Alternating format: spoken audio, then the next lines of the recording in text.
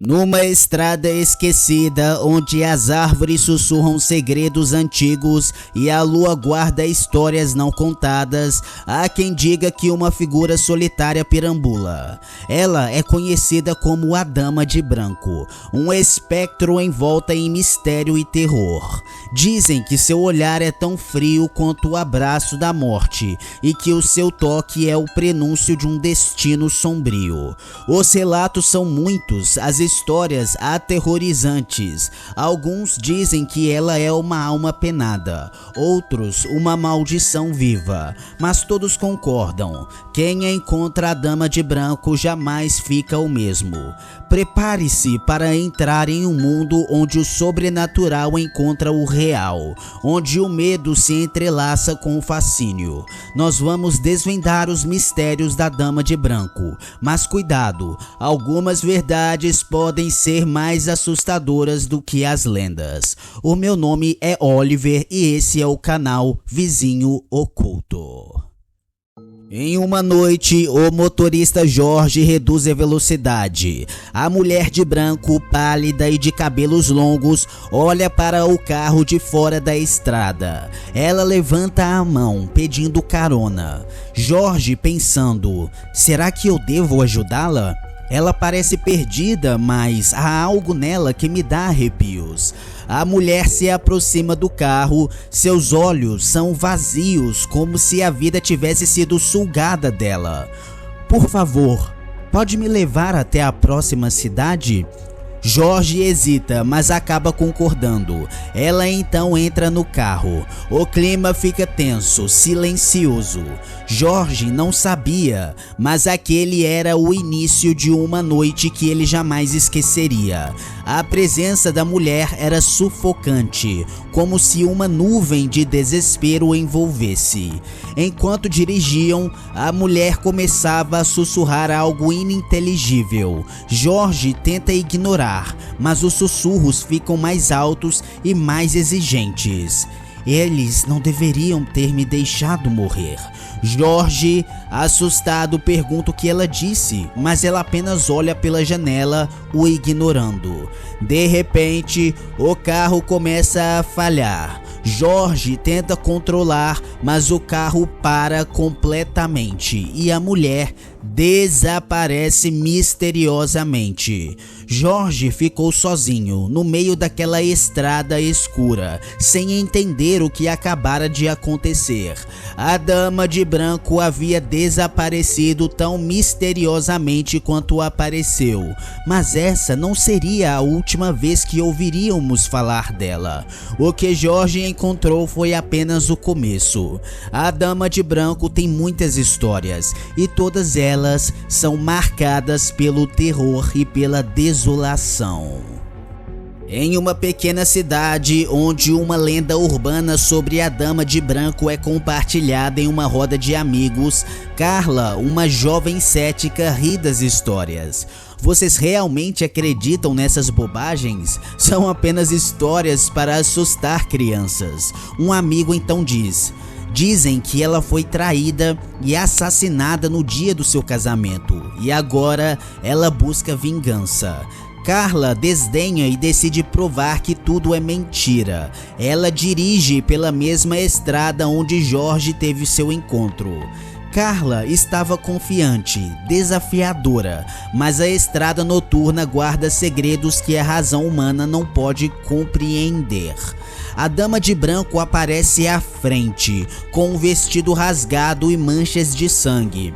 Carla, assustada, acelera o carro. Isso não é real, isso não é real. Subitamente, a figura da Dama de Branco surge dentro do carro, ao lado de Carla, e os seus olhos são profundos e cheios de ódio.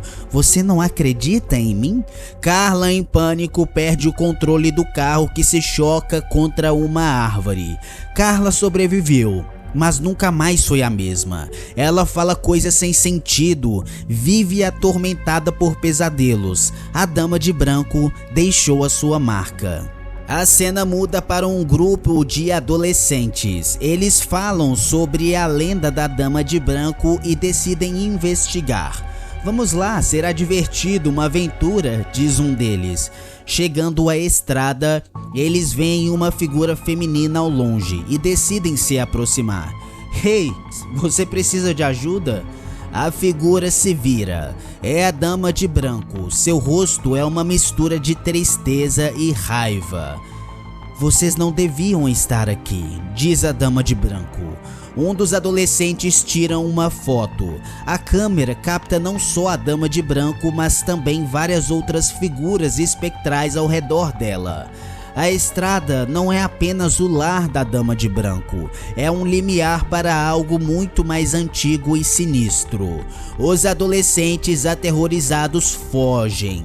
As figuras espectrais desaparecem, mas o medo permanece. Eles tinham tocado em um véu que separa o nosso mundo do desconhecido, e algumas coisas, uma vez vistas, não podem ser esquecidas. A Dama de Branco é apenas a guardiã dos mistérios que muitos prefeririam não descobrir, mas a curiosidade humana é tão profunda quanto a escuridão que ela esconde. A cena se abre com um historiador chamado Sr. Almeida pesquisando antigos registros da cidade. Ele descobre uma história esquecida sobre uma mulher, Ana, que viveu no século XIX.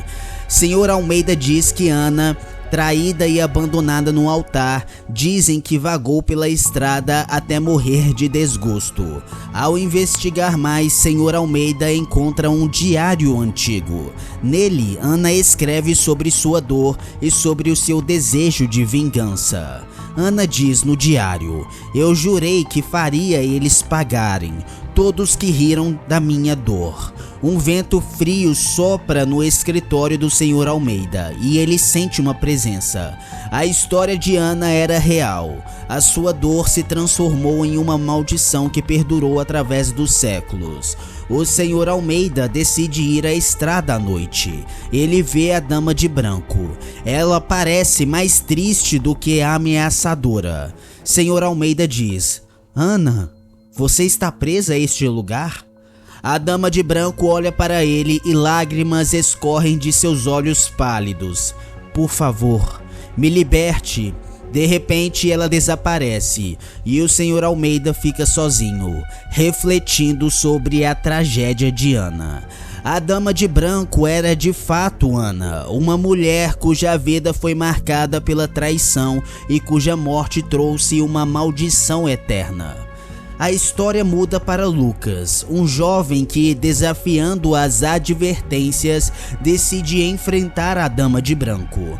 Lucas diz: "Vou acabar com essa história de uma vez por todas." Ele vai à estrada com uma câmera e equipamento de gravação. Ao encontrar a Dama de Branco, ele a confronta. A sua história acaba aqui.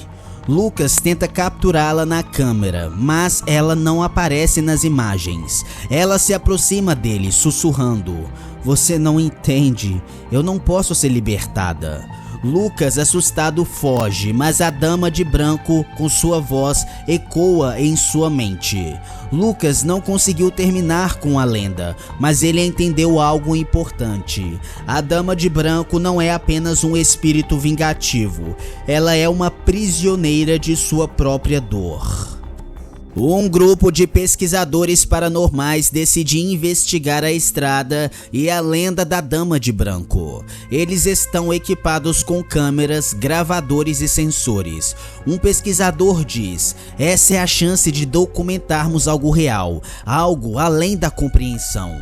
A noite cai e a equipe se posiciona ao longo da estrada. O ar está carregado de expectativa e medo. Eles buscavam respostas, talvez até mesmo uma solução para o tormento da Dama de Branco, mas há coisas que são melhor deixadas em paz. À medida que a noite avança, acontecimentos estranhos começam a ocorrer. Aparelhos começam a falhar, vozes são captadas nos gravadores. Um dos pesquisadores diz assustado: "Você ouviu isso? Ela está aqui." A Dama de Branco aparece subitamente entre eles. A sua presença é opressora e os seus olhos refletem uma tristeza infinita. Por que vocês não me deixam descansar? Os pesquisadores apavorados começam a recuar, mas um deles, movido por compaixão, se aproxima dela. Nós queremos te ajudar, Ana. Nós queremos libertar você desta dor. A dama de branco olha para ele, uma lágrima escorrendo por seu rosto pálido. Naquele momento, houve um vislumbre de humanidade na dama de branco, uma lembrança de quem ela foi antes da dor e da maldição. Ela desaparece lentamente e a noite volta a ser silenciosa. A dama de branco permanece um mistério, uma lenda que assombra a estrada. A sua história é um lembrete sombrio do que a traição e a crueldade podem gerar. Ela ainda está lá, esperando, talvez procurando por justiça ou talvez por paz. E para aqueles que cruzam o seu caminho, ela é um lembrete eterno de que algumas lendas são nascidas do sofrimento mais profundo. Assim termina a nossa jornada pelo mundo sombrio da Dama de Branco. Mas cuidado, na próxima vez que você for viajar por uma estrada solitária à noite, lembre-se de sua história e torça para que ela não escolha você para compartilhar o seu eterno lamento. Um usuário da internet relatou em primeira pessoa em um fórum a sua experiência com a Dama de Branco, que irei narrar em primeira pessoa da forma como ele mesmo escreveu. Tenho que dizer que uma das coisas que mais odeio é ter alguém andando atrás de mim. Não importa se é um amigo ou um completo estranho, eu não gosto. Eu me sinto inseguro, observado e desconfortável. Você pode me chamar de paranoico, mas honestamente para mim é insuportável. Deixe-me começar dizendo que a razão pela qual praticamente odeio isso é por causa de algumas ocorrências durante minha infância. Todos os eventos que eu vou contar realmente aconteceram, então você provavelmente vai entender. Por motivos de proteção seus, da minha família e meus, eu evitarei fornecer quaisquer nomes ou locais. Além disso, você deve saber que o inglês não é a minha língua primária. Eu nasci em uma pequena cidade cercada por colinas, fábricas e ferrovias. Seu clima era predominantemente dominado por chuva, granizo e neve, e as suas ruas eram mal adaptadas para lidar com as tais mudanças climáticas drásticas. Sendo uma pequena cidade, os lugares que você poderia visitar durante seu tempo livre eram limitados, então não era incomum que você visse metade da cidade no cinema durante o fim de semana, ou até comprando mantimentos para a semana. Não havia muitas escolas para frequentar, carreiras para estudar ou lugares para trabalhar. Você apenas sabia que se morasse lá, provavelmente faria as mesmas coisas que todos os outros, teria os mesmos amigos com quem cresceu e provavelmente se casaria com um deles. As pessoas lá estavam confortáveis com essa monotonia. Extremamente chato, se você me perguntar. Eu odiava lá. Acho que a única coisa legal é que sempre que nevava, a escola era cancelada e eu e os meus irmãos íamos para fora fazer anjos de neve e guerras de neve. Bem, foi nesta velha, esquecida e nada bonita cidadezinha que meus pais compraram sua primeira casa. Era relativamente grande, considerando o movimento contínuo de trens, tratores e tráfegos, caos que era comum todos os dias. Eles tiveram sorte de conseguir uma casa longe de tudo isso em uma colônia tranquila e familiar. Era originalmente uma casa de um andar, o que acabou sendo perfeito, já que era apenas meus pais e meus dois irmãos. No entanto, depois que eu nasci, o espaço se tornou um problema, então eles decidiram expandi-la e construir um segundo andar. Basicamente, assim era distribuída a casa. No primeiro andar estava a sala de jantar, a cozinha, um quarto que eu compartilhava com minha irmã mais velha, um banheiro completo e um pequeno corredor que levava ao quarto do meu irmão mais velho. No segundo andar havia uma sala de TV e no final o quarto dos meus pais com o respectivo banheiro. Havia uma pequena varanda com grade de metal ao pé da escada para o segundo andar. Era bem legal, pois você tinha uma visão panorâmica da sala de TV e não precisava descer toda a escada para chamar alguém. Você poderia simplesmente fazer isso da varanda. Foi mal projetado, devo dizer, já que o teto estava em um nível tão alto que nem mesmo uma pessoa de 1,95 m poderia alcançá-lo. Essa altura anormal entre o chão e o teto fazia com que tudo parecesse mais escuro que o normal à noite. Agora que eu penso nisso, era uma casa muito estranha. Eu tenho boas e más lembranças durante os 11 anos que morei lá. Você poderia dizer que éramos uma família próxima, mas disfuncional. Eu me dava bem com os meus 2 irmãos mais velhos, embora não fosse incomum termos diferenças de tempos em tempos, já que tínhamos 5 anos de diferença. Os meus pais, no entanto, brigavam horrivelmente, quase diariamente e, infelizmente, meus irmãos e eu éramos as principais testemunhas. Essas brigas normalmente terminavam com o meu pai quebrando algo e saindo de casa furioso e minha mãe chorando e praquejando alto na nossa presença. Minha mãe costumava ficar muito irritada e sofria de episódios severos de depressão. Ela descontava sua frustração em nós e explodia por qualquer detalhe, nos batendo ou dizendo coisas que uma criança não deveria ouvir.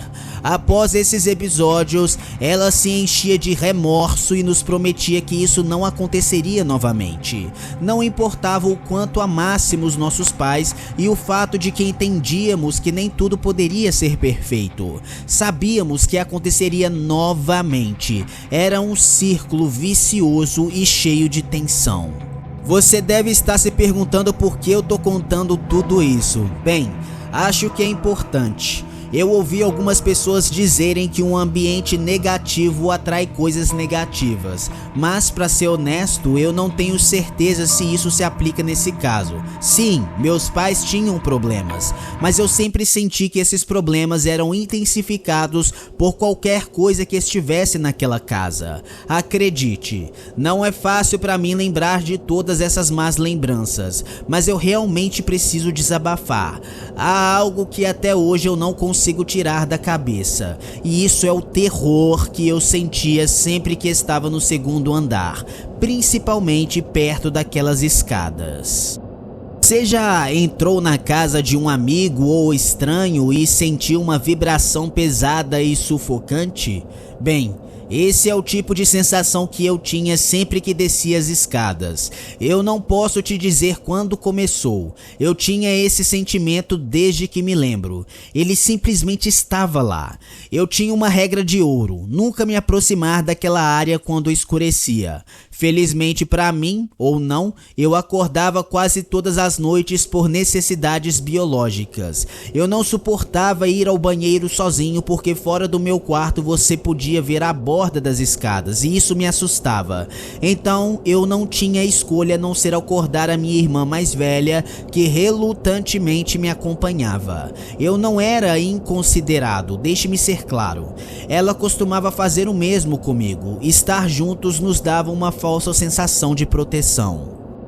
Consigo explicar completamente como me sentia sempre que estava perto daquelas escadas, da sala de TV ou do quarto dos meus pais, mas não era agradável. Eu me sentia observado, perseguido e indesejado. Eu sentia que alguém estava me seguindo. Eu sentia que havia algo lá, algo que queria me machucar muito. Eu caí daquelas escadas mais vezes do que consigo me lembrar, mesmo tentando ser extremamente cuidadoso. Eu não consigo encontrar uma explicação racional para essas ocorrências. Eu só me lembro desta vez que a minha irmã e eu preparamos um show de marionetes na varanda, pois era aniversário da minha mãe e queríamos surpreendê-la. Então, basicamente, cobrimos a varanda e a sua grade de metal com um cobertor grosso. Nós conseguimos 2 pequenas cadeiras de plástico e nos sentamos enquanto estendíamos os braços para que você pudesse ver apenas os bonecos do outro lado.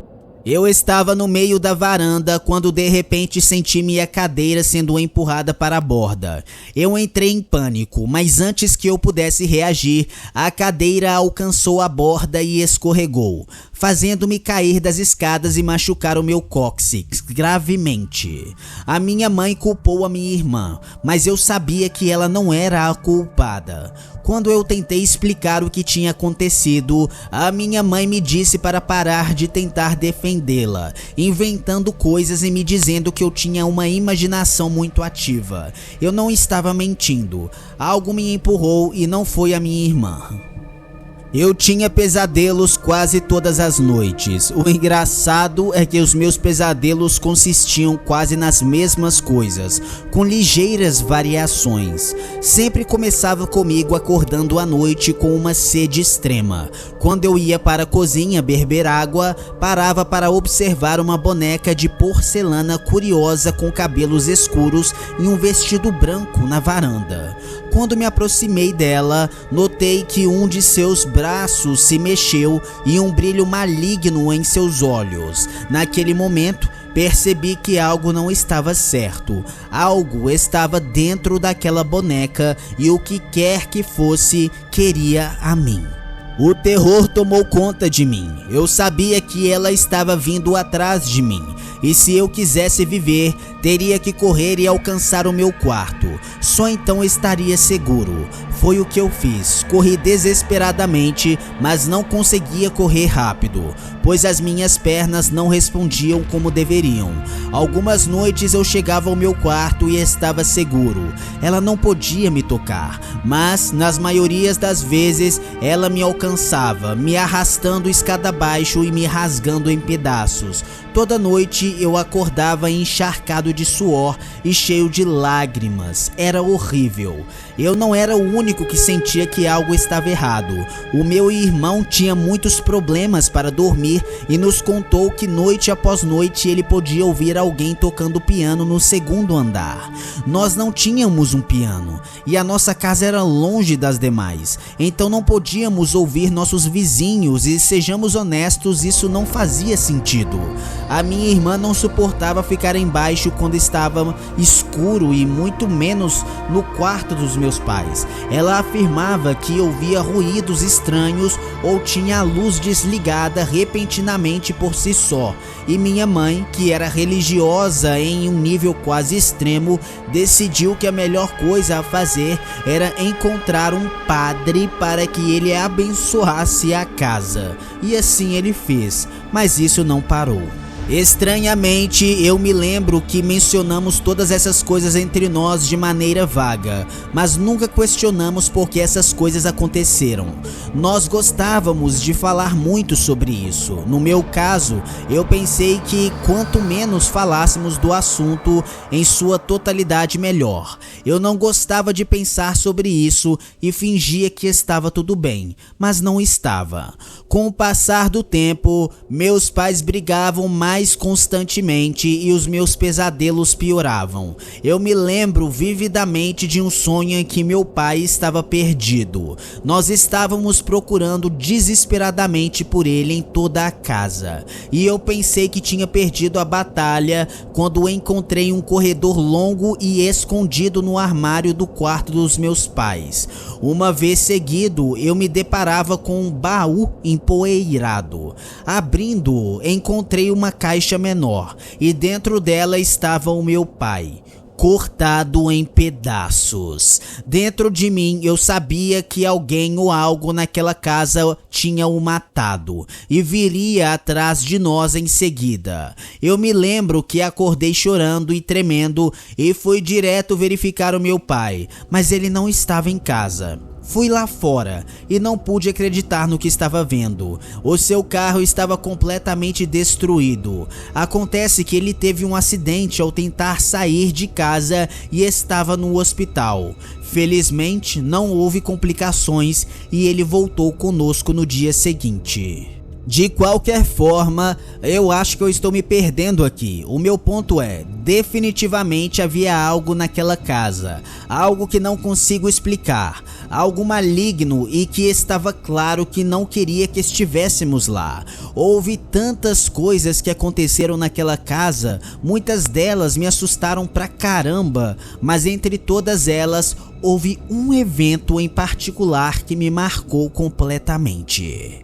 Eu tinha cerca de 10 anos, acordei como de costume tarde da noite, dessa vez devido a uma sede extrema. Eu queria um copo de água, mas não queria ir sozinho à cozinha, então, como sempre, recorri à minha irmã para ir comigo. Dessa vez, no entanto, foi diferente. Não importa quantas vezes eu tentasse, ela não acordava, apenas me ignorava. Eu estava assustado, mas não suportava a sede. Além disso, a minha garganta estava áspera. Decidi ir à cozinha sozinha e decidi não olhar para a seção da varanda ou das escadas quando voltasse para o meu quarto. Acredite em mim, eu acho que eu nunca quis tanto beber água. Eu peguei o maior copo que pude encontrar, enchi até a borda e bebi quase tudo de uma vez. Depois voltei para o meu quarto, mas assim que cheguei ao corredor, parei, pois um sentimento estranho me dominou. Eu podia claramente sentir alguém me observando por trás. Permaneci parado por alguns segundos antes de me virar lentamente para encontrar a varanda. Estava tudo escuro, então eu não conseguia ver muito bem, mas eu tive a impressão de que alguém estava parado no pé da escada. Eu estava paralisado e tinha que estar alucinando, mas como poderia? Eu estava definitivamente bem acordado, então tinha que ter certeza. Com toda a minha força de vontade, me aproximei um pouco das escadas. Fiquei pálido, não era minha imaginação, alguém estava lá. Eu congelei, não consegui me mover, comecei a ter problemas para respirar. Era uma mulher, sua pele era pálida, acinzentada, ela tinha cabelos escuros e longos e usava um longo vestido branco. Ela parecia a boneca dos meus pesadelos, ela estava olhando diretamente para mim, seus olhos eram completamente brancos, ela estava meio sorrindo e eu não podia nem queria acreditar no que estava vendo. Aquele momento para mim pareceu eterno. Antes que eu pudesse descobrir o que fazer, ela se contorceu de uma maneira rápida e horrível. Seu braço direito se deslocou e eu ouvi ossos rangerem. Assim que isso aconteceu, eu corri o mais rápido que pude de volta para o meu quarto. Bati a porta e levei a mão ao peito, pois senti que meu coração estava prestes a explodir. Eu comecei a chorar histericamente. Me certifiquei de que a porta estava fechada e entrei na minha cama. Continuei olhando para a porta, temendo que se ela abrisse e pensando que ela estava vindo atrás de mim. Mas nada aconteceu, pelo menos por alguns minutos. Eu continuei olhando para a porta quando de repente, para meu horror, ouvi a maçaneta mexer e vi a porta se abrindo lentamente. Eu não conseguia parar de chorar, aterrorizado, mas não ousava gritar, me mover ou dizer uma palavra. No entanto, nenhuma mulher entrou, ninguém acessou meu quarto, eu apenas esperei, assustado pra caramba, mas nada aconteceu e eu não consegui dormir naquela noite. Eu queria muito, mas não podia contar para minha mãe. Eu sabia o que ela ia dizer e que eu estava inventando e que eu tinha uma imaginação muito ativa. Eu não podia contar para minha irmã, não queria assustá-la. Ela já estava com medo o suficiente. Eu queria, mas não contei para ninguém e guardei tudo para mim. Eu não entendia. Tentei negar que isso tinha acontecido, mas não conseguia parar de pensar nisso. Tornou-se parte de mim e me atormentou. Todas as noites nos meus sonhos, ela vinha atrás de mim, me torturava e ria do meu sofrimento. Alguns meses depois, um dos meus primos veio passar as férias na nossa casa. Ele passou a noite no sofá na sala de TV. No dia seguinte, quando todos acordamos, encontramos ele na cozinha vagando. Ele estava tremendo, seu rosto estava pálido, ele tinha olheiras. Era óbvio que ele não dormiu. Quando perguntamos a ele o que tinha acontecido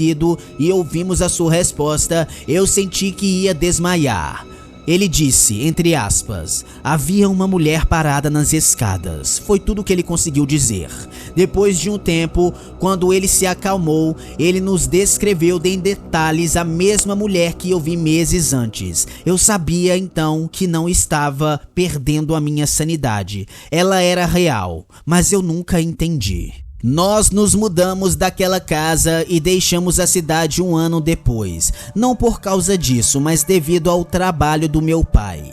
Infelizmente, meu irmão não. Ele passou mais 6 anos morando lá sozinho, enquanto terminava a universidade e se estabelecia com a namorada. Ele morou lá até não aguentar mais. Mudou-se para morar conosco depois disso e me disse que tinha medo. Não queria voltar para lá. Me contou que viu coisas horríveis e sempre que eu perguntava o que eram, ele ficava mudo. Nunca soube o que ele passou, mas ele estava claramente traumatizado por isso. Ele nunca mais foi o mesmo. Lamento ainda por não ter estado lá por ele, por tê-lo deixado sozinho quando nos mudamos. A casa está atualmente abandonada e não estive lá em mais de 10 anos e acredite, não pretendo voltar. Pode parecer estranho, mas outro dia eu estava conversando com um dos meus melhores amigos sobre o assunto e ele me disse que talvez haja algo ou alguém enterrado naquela casa. Quando ele me disse isso, senti calafrios. Isso explicaria muita coisa. Nós éramos uma família desestruturada, mas mesmo assim nos amávamos e cuidávamos um dos outros. Gosto de pensar que o ser que habitava aquela casa não nos machucou fisicamente por causa disso, mas quase chegou a esse ponto. Até hoje, às vezes ainda me pergunto: quem era aquela mulher e o que ela queria? Por que ela nos atormentava? Acho que nunca terei a resposta e, na verdade, eu não quero saber.